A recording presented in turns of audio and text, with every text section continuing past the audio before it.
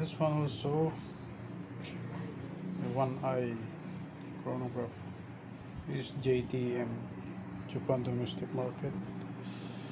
Shows also how it works, the chronograph. It's very nice, never polished.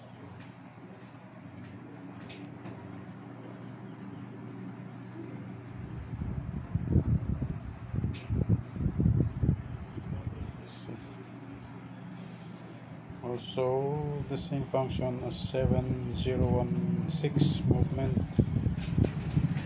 Press, change the day, and pull out first click to change the date. That's it. And push back and wait for 1 minute, and sub minute hand will move also.